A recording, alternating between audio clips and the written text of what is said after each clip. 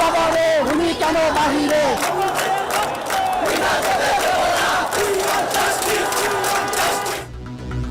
শাম্য হত্যার দ্রুত বিচার দাবিতে মার্চ টু যমুনার হুঁশিয়ারি দিয়ে শাহবাগ ছাড়ল ছাত্রদল। গাফিলতির অভিযোগ পুলিশের বিরুদ্ধে। নির্বাচনের রোডম্যাপ না দিয়ে সরকারের কণ্ঠে হাসিনার সুর। মন্তব্য বিএনপির, পরিস্থিতি খারাপের আগে নির্বাচন চায় জামায়াত। পলিটিক্যাল স্টেবিলিটি এবং ফেয়ার ইলেকশনের জন্য, প্রপার ইলেকশনের জন্য সেগুলোকে গুরুত্ব দিয়েই আমি মনে করি একটা সিদ্ধান্ত চূড়ান্ত হওয়া দরকার। শেখ হাসিনার মতো আমার কাছে মনে হয় মাঝে মাঝে যে আমরা তো উন্নয়ন করতেছি, নির্বাচন এগুলোর কোনো গুরুত্বপূর্ণ কিছু না।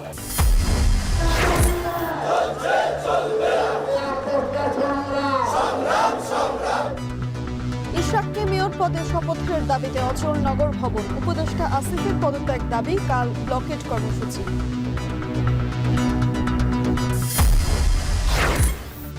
হত্যা চেষ্টা মামলায় শাহজালাল বিমানবন্দর থেকে চিত্রনায়িকা নুসরাত ফারিয়া গ্রেপ্তার, নেওয়া হয়েছে ডিবি কার্যালয়ে।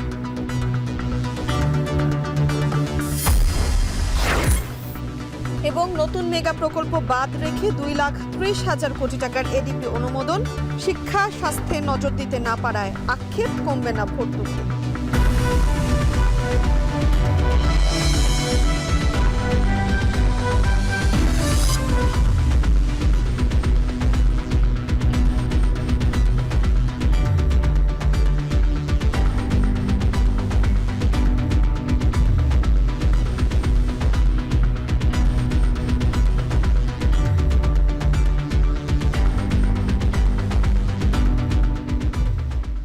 শুনছিলেন শিরোনাম। স্বাগত জানাচ্ছি সান্ধ্যবাজারে।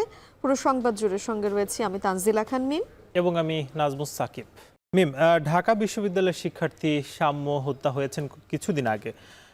সেটার আসলে বিচারের দাবিতে মার্চ টু যমুনার যে কর্মসূচি, সেটার কিন্তু হুঁশিয়ারি দিয়েছে ছাত্রদল। এবং বিকেলে শাহবাগ অবরোধ করেছেন ছাত্রদলের নেতাকর্মীরা। এ সময় হত্যাকারীকে ধরতে পুলিশের গাফিলতির অভিযোগ জানিয়েছেন নিহতের ভাই। এর আগে সকালে রাজু ভাস্কর্যের সামনে শিক্ষার্থীদের বিক্ষোভ সমাবেশে সংহতি জানিয়ে উপাচার্য শাম্য হত্যার বিচার দাবিতে রাজনৈতিক দলাদলির ঊর্ধ্বে উঠে সবাইকে ঐক্যবদ্ধ থাকার আহ্বান জানিয়েছেন। বিস্তারিত জানাচ্ছেন সহকর্মী শাহাদাত অভ্র। রোববার দুপুরের পর থেকে স্লোগানে মুখর হয়ে ওঠে শাহবাগ। ঢাকা বিশ্ববিদ্যালয়ের শিক্ষার্থী শাহরিয়ার আলম শাম্য হত্যার বিচারের দাবিতে বন্ধ করে দেওয়া হয় শাহবাগের যান চলাচল। শাম্য হত্যার মামলার সঠিক তদন্ত, হত্যাকাণ্ডে জড়িতদের গ্রেফতার ও নিরাপদ ক্যাম্পাসের দাবিতে শাহবাগে ছাত্রদল প্রতিবাদ সমাবেশ করে। ঢাকার বিভিন্ন কলেজ ও বিশ্ববিদ্যালয়ের নেতাকর্মীরা এতে অংশ নেয়। এ সময় অতি দ্রুত বিচার সম্পন্ন ও প্রকৃত খুনিদের বিচারের আওতায় আনার দাবি জানানো হয়। সমাবেশে যোগ দিয়ে পুলিশের গাফিলতিতে হত্যাকাণ্ডে জড়িত মূল ঘাতক গ্রেফতার হয়নি অভিযোগ করেন শাম্যের বড় ভাই সৈকত। পরিবারের পক্ষ থেকে অতি দ্রুত আসামিদের গ্রেফতার করে সুষ্ঠু বিচারের নিশ্চিত করতে দাবি জানান। সামান্য ছিনতাইকারী মধ্যস্থ ব্যক্তির স্ট্যাবের কারণে যদি আমার ছোট ভাই নিহত হয়, পুলিশের কোনো বিন্দুমাত্র আগ্রহ থাকার কথা না। তারা অতি দ্রুত খুনিকে ধরার জন্য সর্বাত্মক প্রচেষ্টা চালাবে। ঢাকা বিশ্ববিদ্যালয় ছাত্রদল বিশ্ববিদ্যালয়ের প্রশাসনের ব্যর্থতার অভিযোগ করে বলেন, প্রকৃত দোষীদের দ্রুত হাজির করা না হলে মার্চ টু যমুনার হুঁশিয়ারি দেন। সাম্য হত্যা, পারভেজ হত্যা হয়, ছাত্রদলের নেতাকর্মীরা এখনো খুন হয়, কিন্তু এই সরকারের শীর্ষ পর্যায়ে থেকে কোনো বক্তব্য কিংবা সদিচ্ছার লক্ষ্য করে নিয়ে ধরনের ষড়যন্ত্রমূলক এবং সদিচ্ছার অভাব আগামীতে লক্ষ্য করি, তাহলে স্পষ্ট ভাষায় বলে দিতে চাই, ছাত্রদলের যাত্রা হবে যমুনায় এবং আমরা আমাদের দাবিটাও আদায় করে বাসায় ফিরবো। খুব দ্রুত সময়ের মধ্যে যদি সাম্যের হত্যাকারীদেরকে, প্রকৃত হত্যাকারীদেরকে যদি গ্রেফতার না করা হয়, তাহলে বাংলাদেশের প্রতিটি শিক্ষাঙ্গনে বাংলাদেশ জাতীয়তাবাদী ছাত্রদল অবস্থান গ্রহণ করবে এবং প্রতিটি শিক্ষাঙ্গনে আন্দোলন সংগ্রামের মাধ্যমে সাধারণ শিক্ষার্থীদেরকে পাশে নিয়ে সাম্যের প্রকৃত হত্যাকারীদের বিচার করার প্রক্রিয়া শুরু করবে। দাবিগুলো মেনে না নেওয়া হলে আরও কঠোর কর্মসূচি দেবার ঘোষণা দিয়ে প্রায় 2 ঘন্টা পর শাহবাগ ছেড়ে যায় আন্দোলনকারীরা। এর আগে সকালে শিক্ষার্থীদের দেয়া 48 ঘন্টা আলটিমেটামের মধ্যেই সাম্য হত্যার বিচার ও আসামিদের গ্রেফতারের দাবিতে মিছিল নিয়ে শিক্ষার্থী ও শিক্ষকরা শাহবাগ থানার সামনে অবস্থান নেয়। এ সময় তাদের সঙ্গে সংহতি প্রকাশ করে ঢাকা বিশ্ববিদ্যালয়ের শিক্ষক ও উপাচার্য। ঢাকা বিশ্ববিদ্যালয়ের উপাচার্য আহ্বান জানান, রাজনৈতিক দলাদলির ঊর্ধ্বে এসে সুষ্ঠু বিচারের লক্ষ্যে সবাইকে ঐক্যবদ্ধ থাকার। একটি ইন্ডিপেন্ডেন্ট তদন্ত কমিটি চালিয়ে নিয়েছে আমাদের অত্যন্ত শক্তিশালী একটি তদন্ত কমিটি, আমাদের কলা অনুষদের ডিন মহোদয়ের নেতৃত্বে এবং আমাদের আইনের ডিন মহোদয় একটা সদস্য আছেন। রাজনৈতিক দলাদলির ঊর্ধ্বে উঠে সবাইকে সাথে নিয়ে এই মর্মন্তুদ হত্যাকাণ্ডের বিচার দ্রুততম সময়ে করতে এবং এই ব্যাপারে আমাদের তরফ থেকে যা করণীয় আমরা করব, আপনার তরফ থেকে যা করে সেটা আপনি করবেন এবং সবাই মিলে আমরা পুলিশকে সহযোগিতা চাই। এ সময় আশেপাশের সিসিটিভি ফুটেজ দেখে সাম্য হত্যায় জড়িতদের দ্রুত আইনের আওতায় আনার দাবি জানায় সাম্যের পরিবার। শাহাদাত অফরো, এখন, ঢাকা।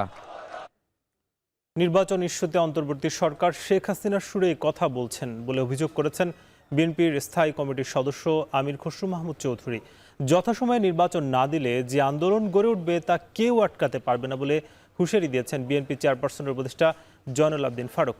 রোববার রাজধানীতে দুটি আলাদা অনুষ্ঠানে এসব কথা বলেন তারা। বিস্তারিত জানাচ্ছেন আসিফ ইকবাল। দ্রুত জাতীয় সংসদ নির্বাচনের রোডম্যাপ ঘোষণার দাবিতে জাতীয় প্রেস ক্লাবে আয়োজিত আলোচনা সভায় বিএনপি চেয়ারপারসনের উপদেষ্টা জয়নুল আবেদিন ফারুক হুঁশিয়ারি দিয়ে বলেন, যথাসময়ে নির্বাচন না দিলে যে আন্দোলন গড়ে উঠবে কেউ তা রুখতে পারবে না। কাউকে সুবিধা দেওয়ার জন্য সরকার নির্বাচন নিয়ে টালবাহানা শুরু করেছে।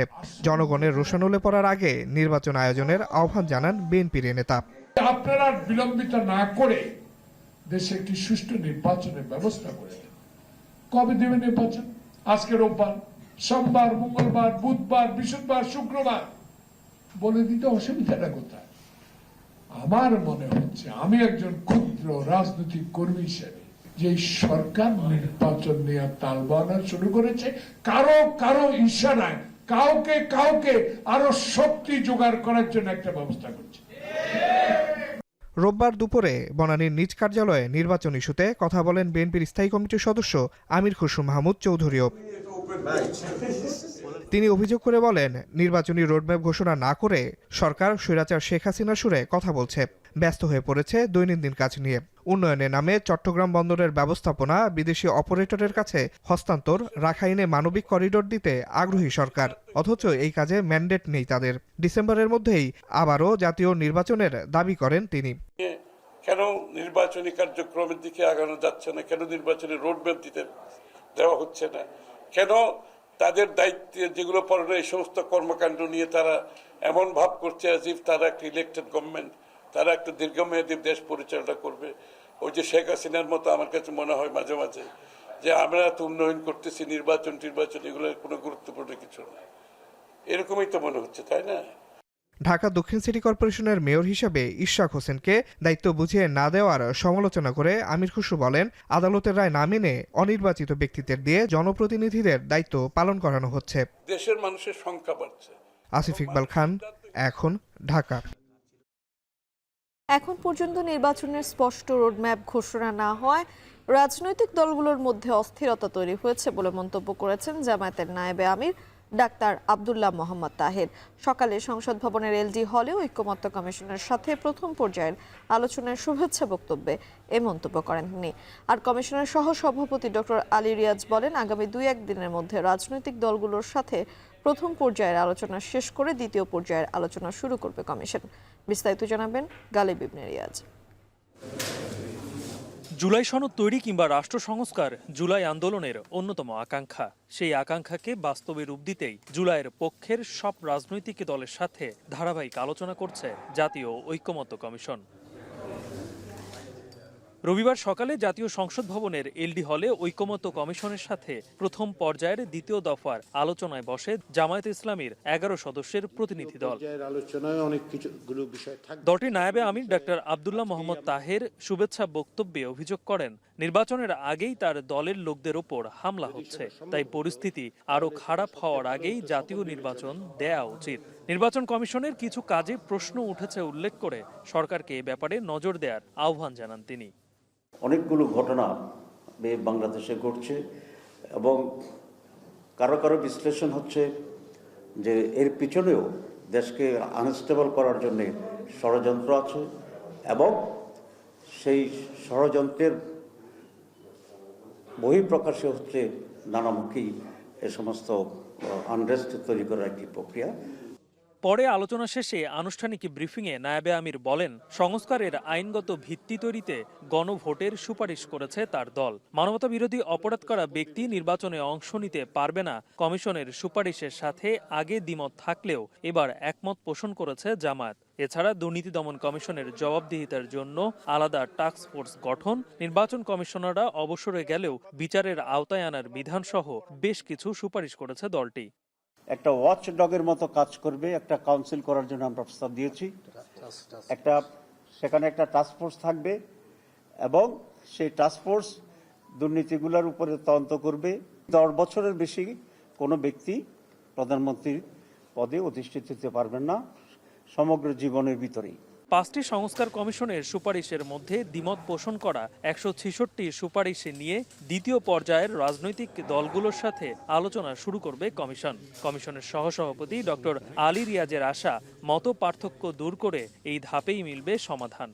আমরা প্রাথমিক পর্যায়ের আলোচনাগুলো আগামী 2-1 দিনের মধ্যে সমাপ্ত করতে পারলে আমরা দ্বিতীয় পর্যায়ের আলোচনাটা দ্রুততার সঙ্গে শুরু করব এবং আমরা বিশ্বাস করি যে সমস্ত জায়গার মতো ভিন্নতা আছে, ভিন্ন মত আছে, ঐকমত্য তৈরি হচ্ছে না, সেগুলোর ব্যাপারেও আমরা অগ্রসর হতে পারব।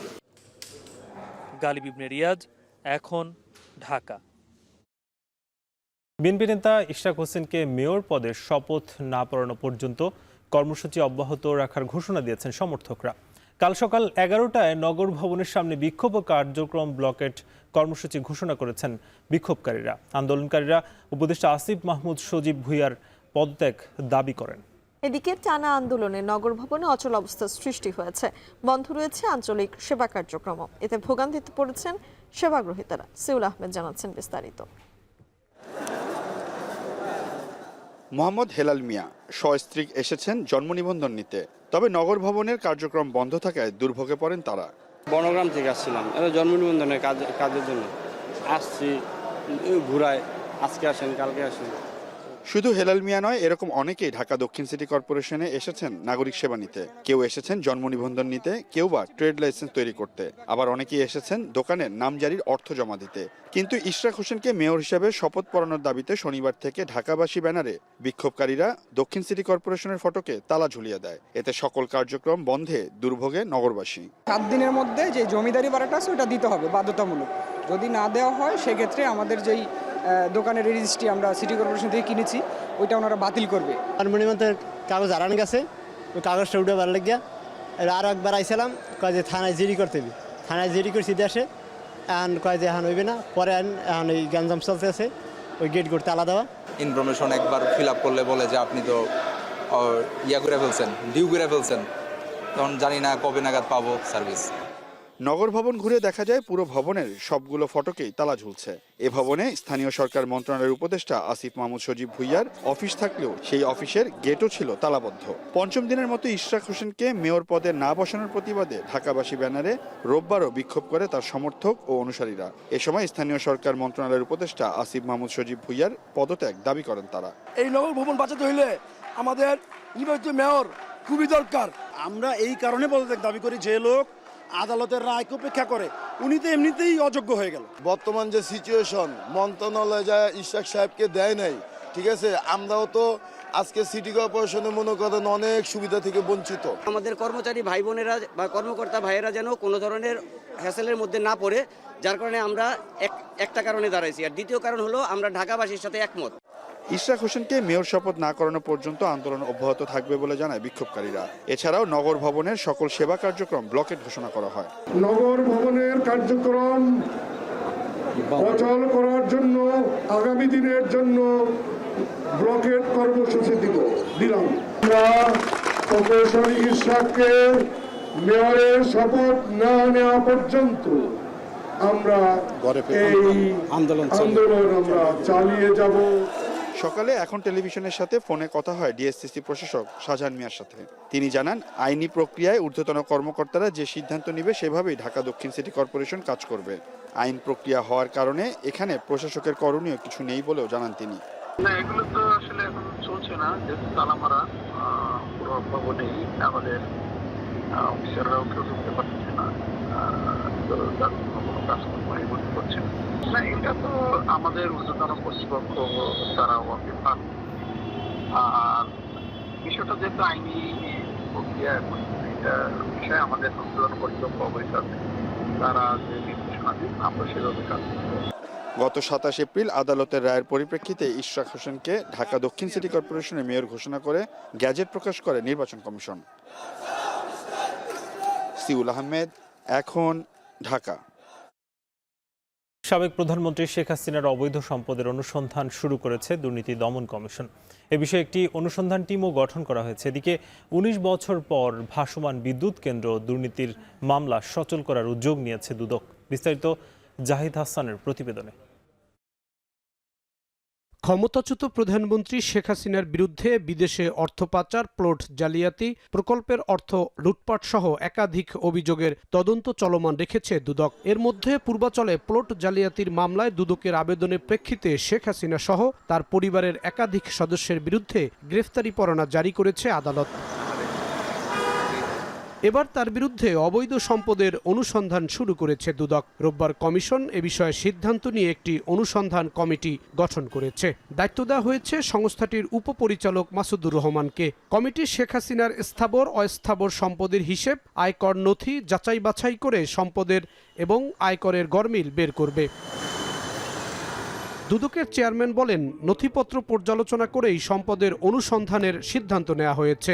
সাবেক প্রধানমন্ত্রী, তার সন্তান এবং তার ভগ্নী এবং তার সন্তান, তাদের বিরুদ্ধে মামলা দায়ের করা হয়েছে এবং আরও একটি বা দুটি মামলা অনুসন্ধানাধীন রয়েছে। নির্বাচনের সময় তিনি যে সম্পদ বিবরণী দিয়েছেন, তার ট্যাক্স রিটার্নে যে সম্পদ বিবরণী দেওয়া হয়েছে এবং আমরা যা পেয়েছি তার মধ্যে আমরা তুলনামূলক পরীক্ষা করে দেখছি যে তাতে সম্পদের পরিমাণ অনেকাংশে গোপন করা হয়েছে। এদিকে 19 বছর পর শেখ হাসিনার বিরুদ্ধে ভাসমান বিদ্যুৎ কেন্দ্রের দুর্নীতির মামলা সচল করার উদ্যোগ নিয়েছে দুদক। বঙ্গবন্ধু ট্রাস্টের নামে 3 কোটি টাকা ঘুষ নিয়ে বার্জ মাউন্টেন বা ভাসমান বিদ্যুৎ কেন্দ্র স্থাপনের অভিযোগে 2007 সালের সেপ্টেম্বরে মামলা করা হয়। এই মামলায় শেখ হাসিনা সহ আসামি 7 জন। মামলায় সাক্ষ্য গ্রহণও শুরু হয়েছিল। 2010 সালের 13 এপ্রিল শেখ হাসিনার বিরুদ্ধে করা বার্জ মাউন্টেন মামলাটি বাতিল করে দেয় হাইকোর্ট। 19 বছর পর হাইকোর্টের রায় বাতিল চেয়ে আপিল করেছে দুদক। বার্জ মাউন্টেন পাওয়ার প্ল্যান্ট নামে যে মামলাটা, সেই মামলা, এটাই প্রাক্তন প্রধানমন্ত্রী শেখ হাসিনা এবং আরও 6 জন, মোট 7 জন আসামি ছিল, বেশিরভাগই বিদ্যুৎ বিভাগের মামলা। যেহেতু পাওয়ার প্ল্যান্টের মামলা, এটা দুর্নীতি দমন কমিশন মামলা করেছিল, দুর্নীতির মামলা। এই মামলাটা 2010 সালে হাইকোর্ট ডিভিশন ওয়াশ করে দেয়, অর্থাৎ বাতিল করে দেয়। আমি যে পিটিশনটা করেছি, এটা স্পেসিফিক শেখ হাসিনার পার্ট, এটা হয়েছিল, অ্যাপ্লিকেশন করেছিল, সেই অনুযায়ী বাতিল করে দিয়েছিল। এইটার বিরুদ্ধে এখন দুদক স্টেপ নিয়েছে to file leave petition. Accordingly আমি লিভ পিটিশন ফাইল করেছি। শেখ হাসিনা ও তার পরিবারের বিরুদ্ধে একের পর এক মামলা প্রস্তুত করছে দুদক। সচল করা হচ্ছে পুরাতন মামলাও। জাহিদ হাসান, এখন, ঢাকা। অভিনেত্রী নুসরাত ফারিয়াকে আটক করা হয়েছে। রোববার দুপুরে থাইল্যান্ড যাওয়ার সময় হজরত শাহজালাল আন্তর্জাতিক বিমানবন্দর থেকে ইমিগ্রেশন পুলিশ তাকে আটক করে। নুসরাত ফারিয়ার বিরুদ্ধে 2024 সালের বৈষম্য বিরোধী ছাত্র আন্দোলন চলাকালীন রাজধানীর ভাটারা থানায় একটি হত্যা চেষ্টা মামলা রয়েছে। মামলা আন্দোলনের বিপক্ষে অবস্থান নিয়ে আওয়ামী লীগের অর্থের যোগানদাতা হিসেবে আসামি করা হয় ঢাকায় চলচ্চিত্রের জনপ্রিয় নায়িকা নুসরাত ফারিয়াকে। শাহজালাল বিমানবন্দর থেকে আটকের পর তাকে ভাটারা থানায় হস্তান্তর করা হয়েছে।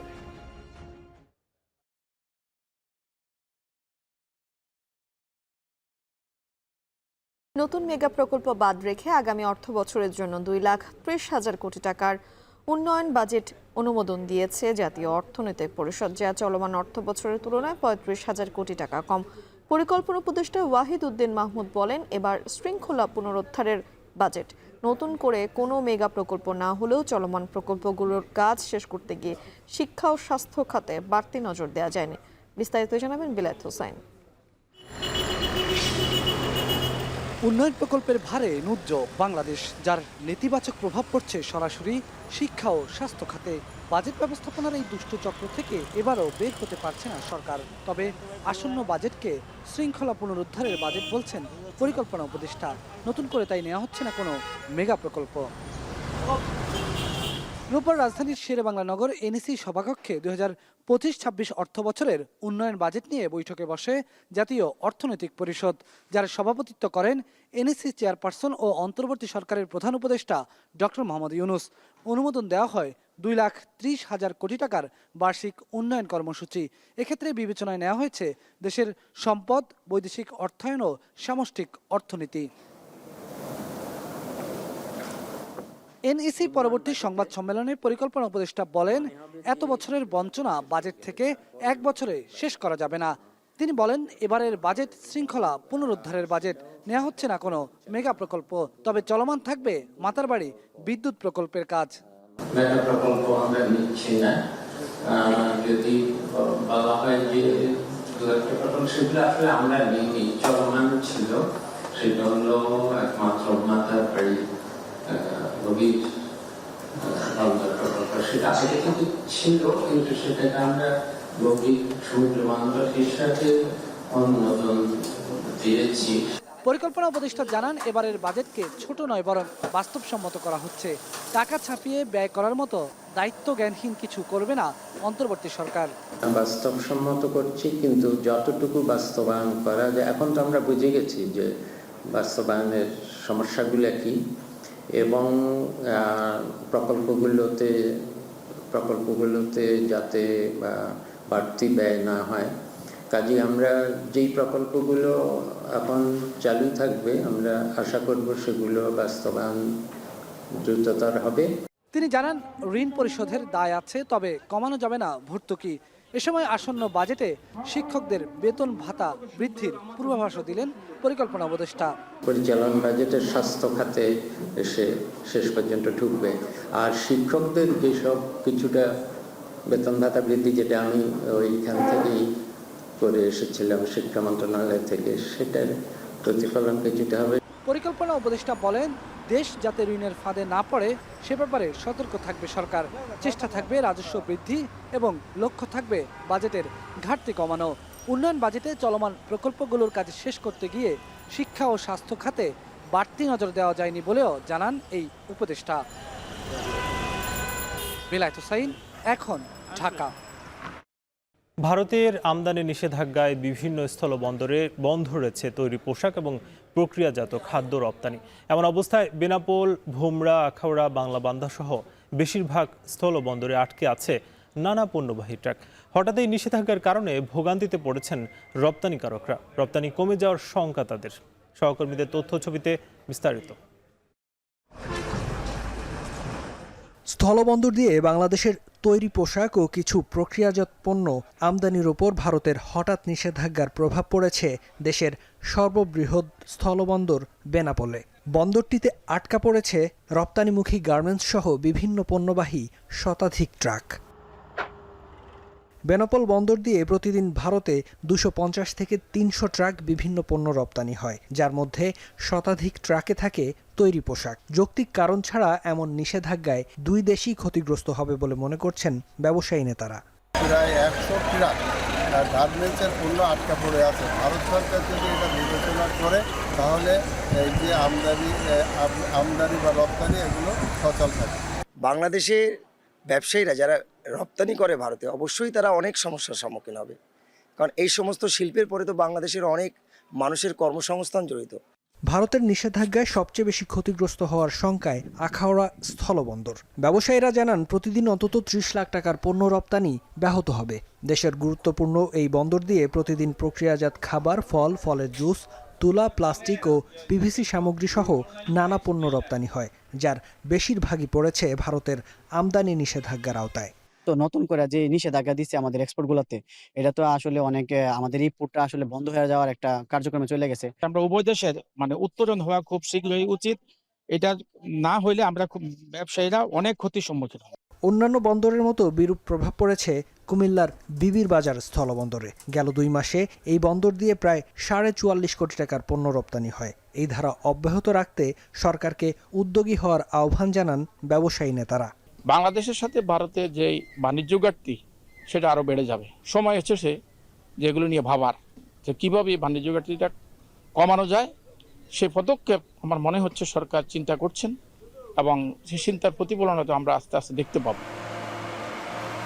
ক্ষতিগ্রস্ত হবে চাঁপাইনবাবগঞ্জের সোনা মসজিদ স্থলবন্দরের রপ্তানি বাণিজ্য। প্রতিদিন এই বন্দর ব্যবহার করে 20 লাখ টাকার তৈরি পোশাক, জুট, সুতা, প্লাস্টিক পণ্য, জুস ও কনফেকশনারি পণ্য রপ্তানি হতো, যা এখন অনেকাংশেই ব্যাহত হবে।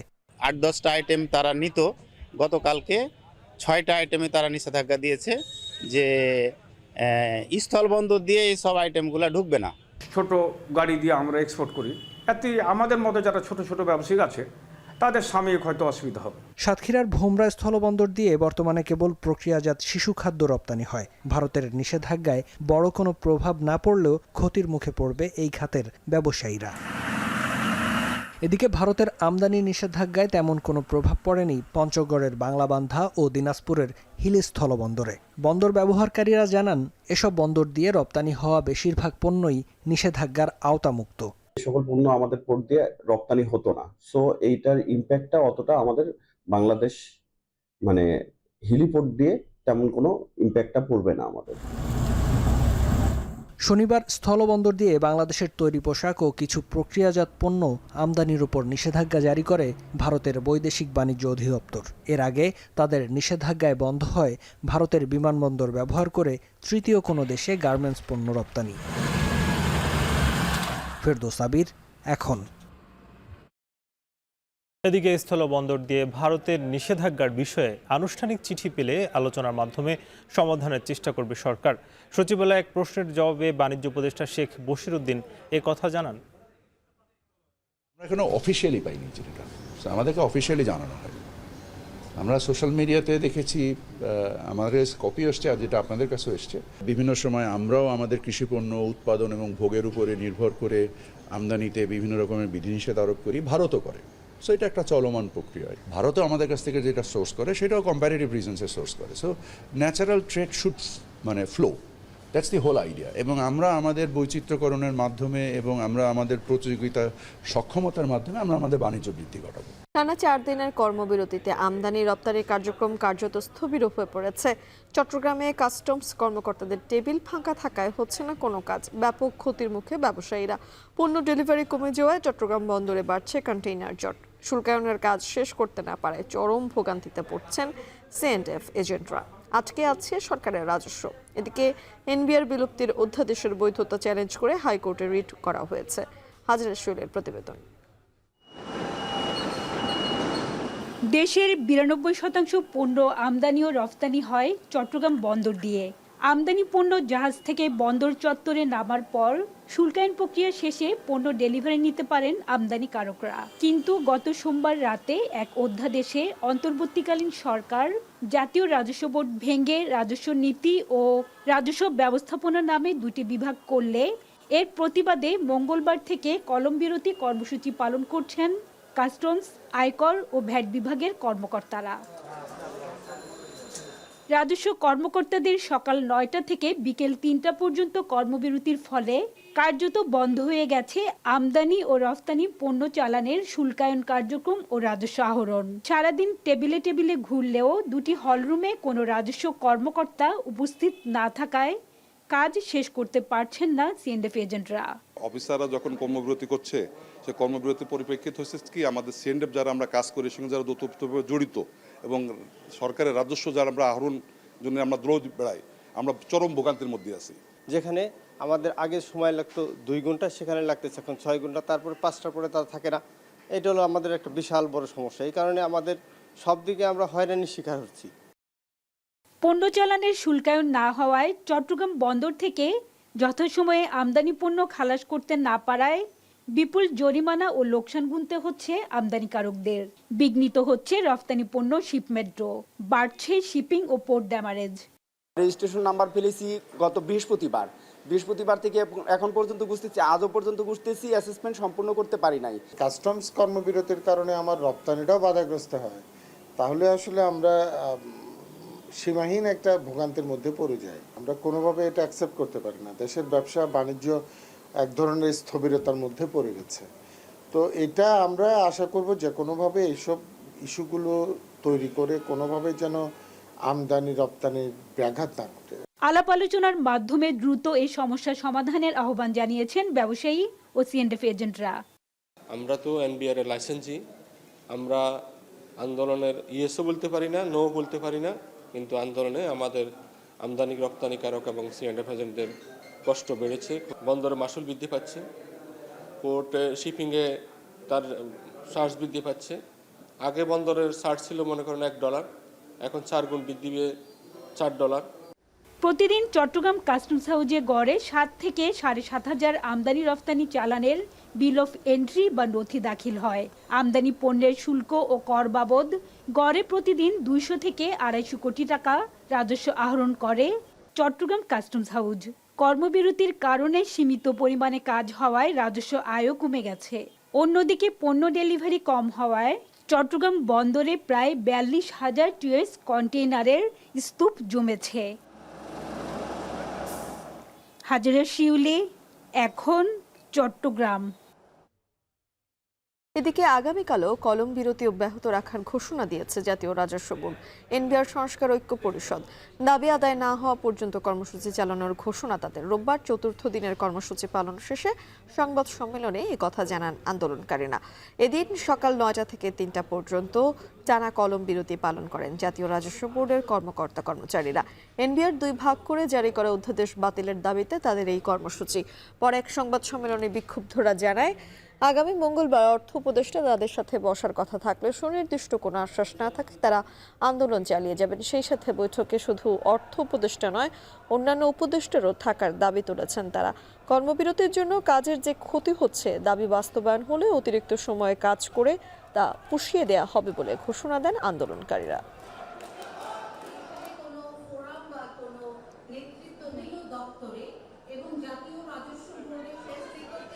অর্থ উপদেষ্টা মহোদয় এনবিআর কর্মকর্তাদের সাথে আগামী মঙ্গলবার বিকেল 3:30 আলোচনায় বসবেন, কিন্তু আনুষ্ঠানিকভাবে কোনো সুনির্দিষ্ট প্রস্তাব পায়নি। তাই আমাদের কর্মসূচি আগামীকাল 9টা থেকে 3টা পর্যন্ত চলবে। ফের বন্ধ হলো বিমান বাংলাদেশ এয়ারলাইন্সের ঢাকা নারিতা সরাসরি ফ্লাইট। রোববার পাঠানো এক সংবাদ বিজ্ঞপ্তিতে বিমান জানায়, উড়োজাহাজের স্বল্পতা ও লোকসানের কারণে আগামী 1 জুলাই থেকে ঢাকা নারিতা ঢাকা রুটে ফ্লাইট পরিচালনা স্থগিত রাখা হবে।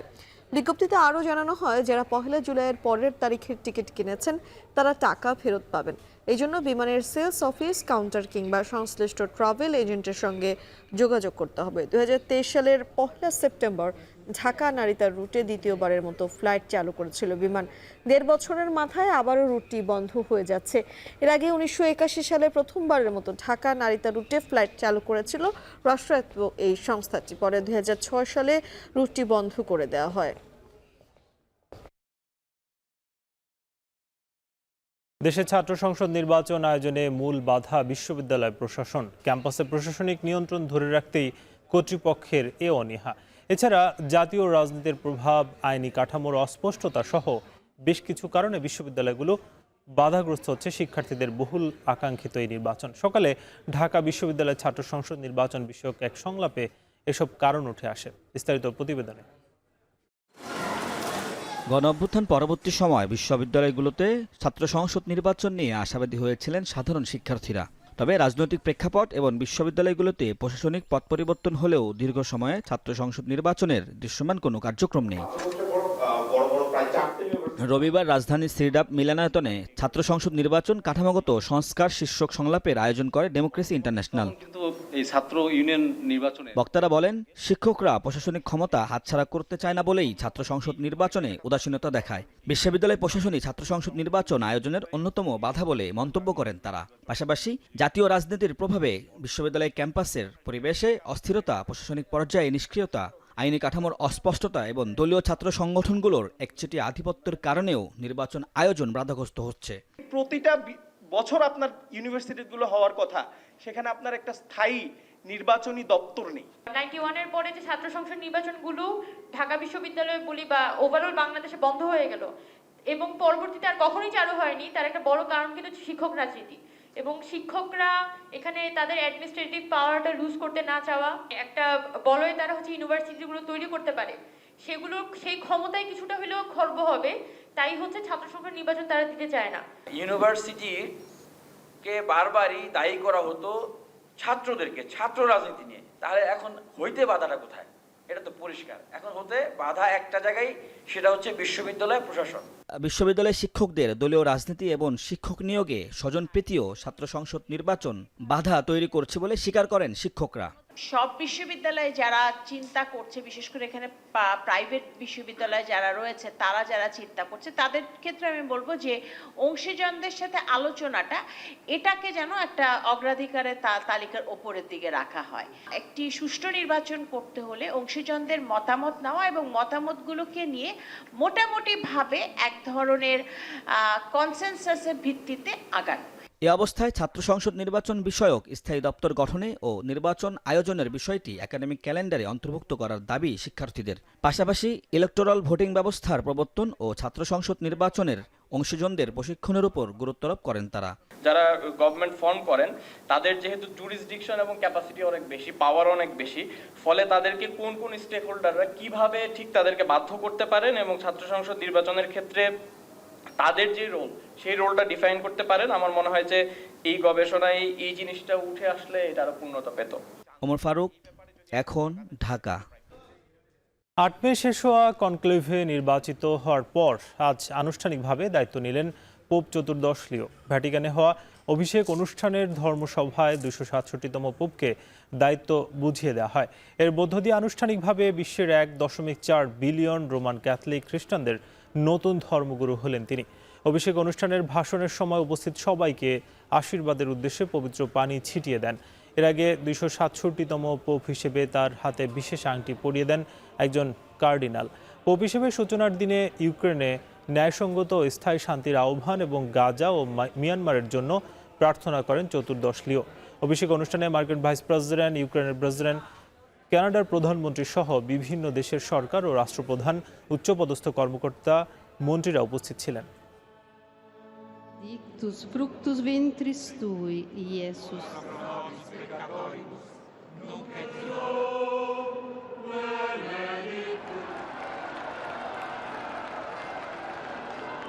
শেষ করছি শান্তবাজার। তবে তার আগে শিরোনামগুলো জানাবো আরো একবার। আমার ভাই কবরে, উনি কেন বাহিরে?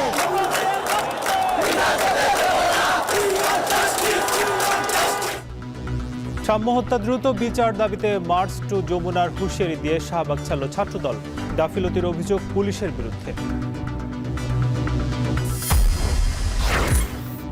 নির্বাচনের রোডম্যাপ না দিয়ে সরকারের কণ্ঠে হাসিনার সুর। মন্তব্য বিএনপির, পরিস্থিতি খারাপের আগে নির্বাচন চায় জামায়াত। পলিটিক্যাল স্টেবিলিটি এবং ফেয়ার ইলেকশনের জন্য, প্রপার ইলেকশনের জন্য সেগুলোকে গুরুত্ব দিয়েই আমি মনে করি একটা সিদ্ধান্ত চূড়ান্ত হওয়া দরকার। শেখ হাসিনার মতো আমার কাছে মনে হয় মাঝে মাঝে যে আমরা এত উন্নয়ন করতেছি, নির্বাচন এগুলোর কোনো গুরুত্বপূর্ণ কিছু না। শেখ হাসিনার অবৈধ সম্পদ অনুসন্ধানে দুদকের টিম গঠন। প্রায় 2 দশক পর ভাসমান বিদ্যুৎ কেন্দ্র দুর্নীতির মামলা সচলের উদ্যোগ।